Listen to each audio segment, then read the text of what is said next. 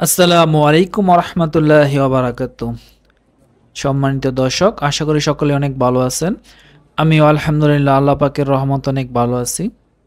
আলহামদুলিল্লাহ সুম্মা আলহামদুলিল্লাহ, আল্লাহ পাক আমাকে তার পবিত্র ঘর বাইতুল্লাহতে নিয়ে এসেছে এবং সেই সাথে নফল ওমরা করার জন্য তৌফিক দান করছে। এই জন্য আল্লাহর দরবারে লাখো কোটি শুকরিয়া।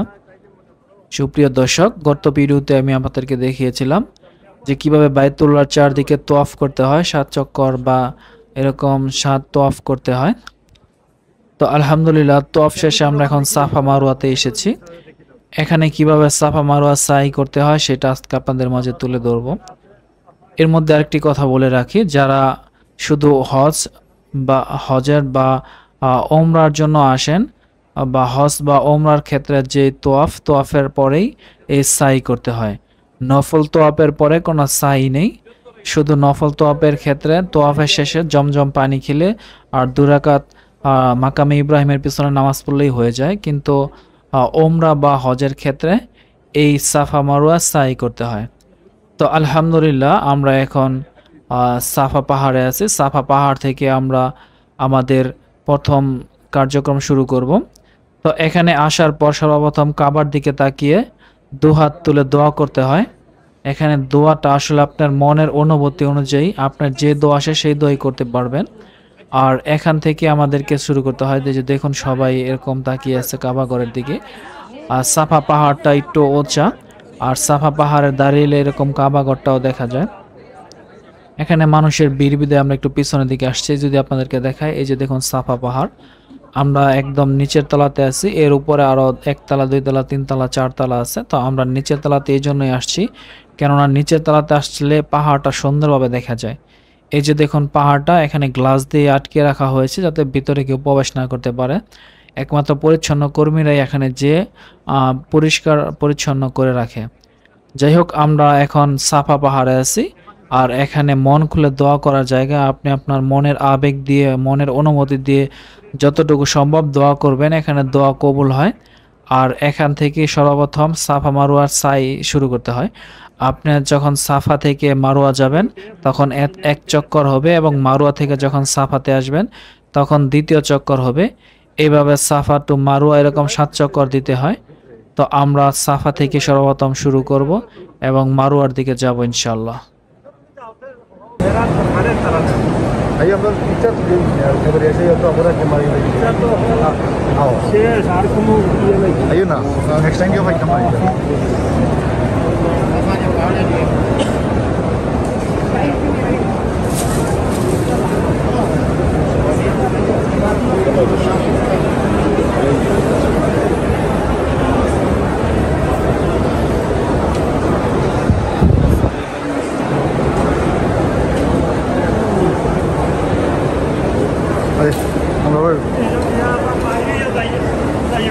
Okay.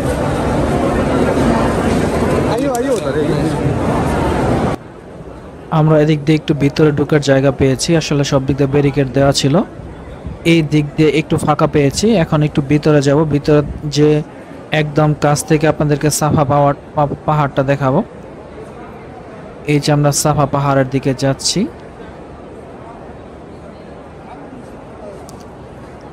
সাফা পাহাড়, এই যে দেখুন সাফা পাহাড়,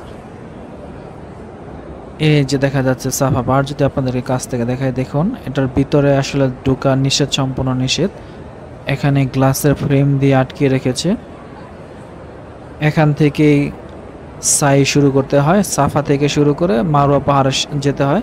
যদিও মারওয়া পাহাড়টি আর ওরকম নেই, কেটে ফেলেছে। এই সাফা পাহাড়টিও অনেক বড় ছিল, সেটাকে কেটে এখন এই অবস্থা রেখে দিয়েছে, এখানে আছে। এটার ভিতরে কেউ প্রবেশ করতে পারে না। দেখুন, এই হচ্ছে সাফা পাহাড়।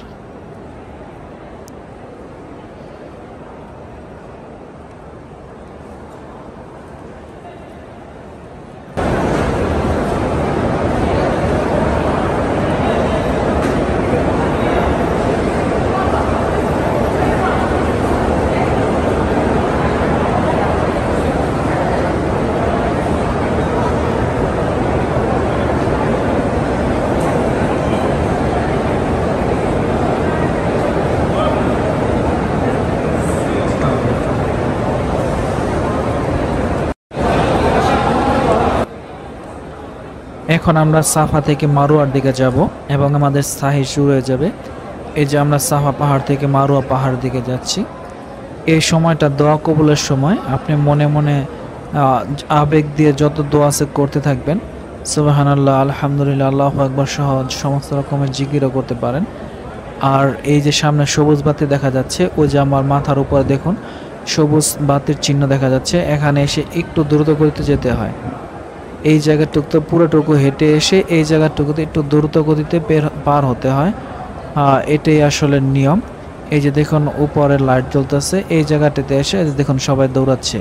হালকা একটু গতি দিয়ে এরকম দৌড়াতে হয়, অতি জোরেও না আবার একদম আস্তেও না।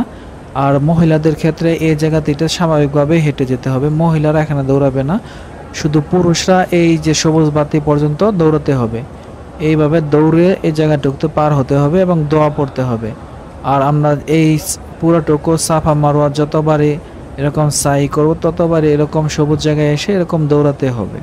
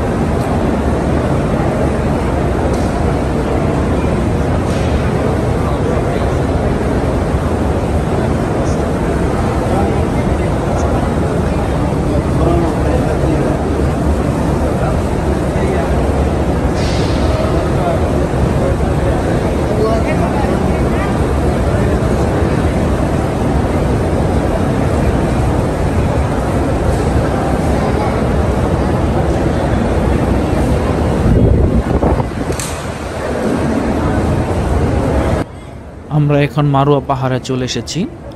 আসলে এটা পাহাড় কিনা বোঝা যাচ্ছে না, কিন্তু আমরা এখন উপরের দিকে উঠছি। দেখুন এই যে হালকা হালকা ডালো, আসলে এই পাহাড়টি একদম কেটে ফেলেছে, অল্প একটু রয়েছে, এই যে টাইলস লাগিয়ে দিয়েছে। দেখুন আমরা এখন উপরের দিকে উঠছি। এটাই মূলত মারুয়া পাহাড়। সাফা থেকে মারুয়াতে আসার পর আমাদের এক চক্কর হয়ে গেল।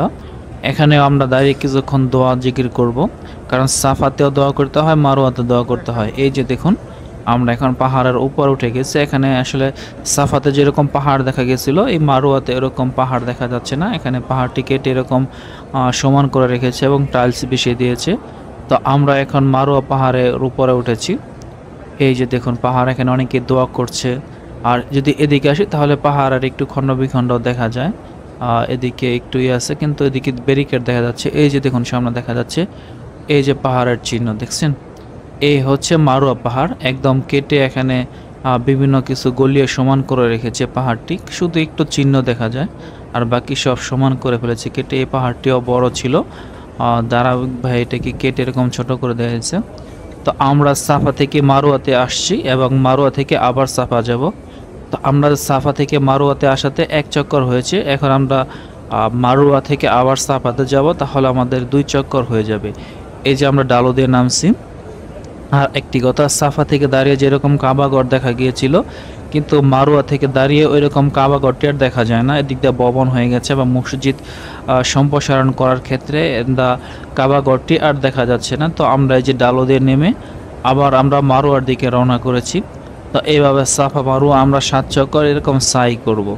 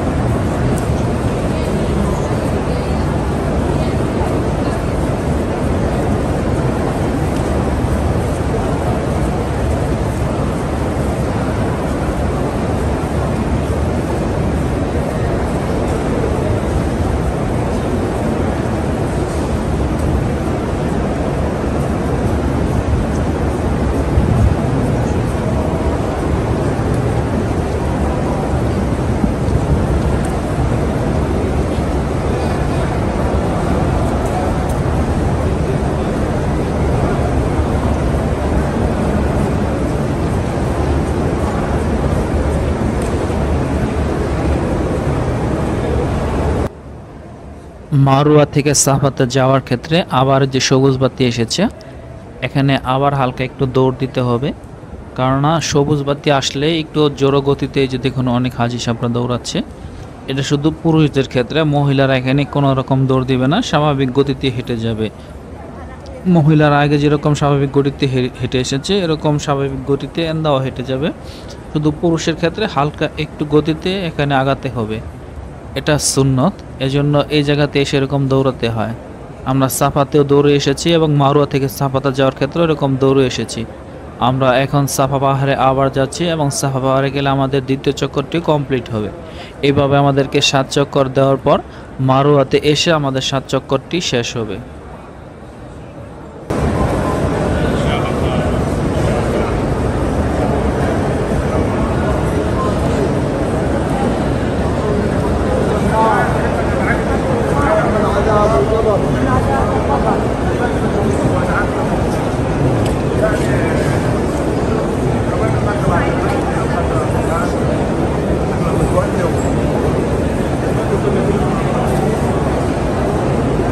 আলহামদুলিল্লাহ, আমরা ওমরা হজের প্রাথমিক কার্যক্রম শেষ করলাম।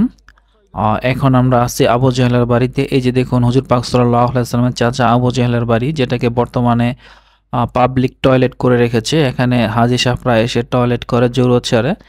তো আমরা প্রাথমিক পর্যায়ে আমাদের ওমরার সমস্ত কার্যক্রম শেষ করলাম। এখন শুধু মাথার চুল কাটলে আমাদের ওমরা শেষ। তো আমরা এখানে এসেছি জরুরত ছাড়ার জন্য। এই আবু জেহেলের বাড়ি নিয়ে পরবর্তীতে একটি ভিডিও আপনাদের মাঝে তুলে ধরবো। তো আজকের মতো এখানেই শেষ করছি। আসসালামু আলাইকুম ওয়া রাহমাতুল্লাহি ওয়া বারাকাতুহু।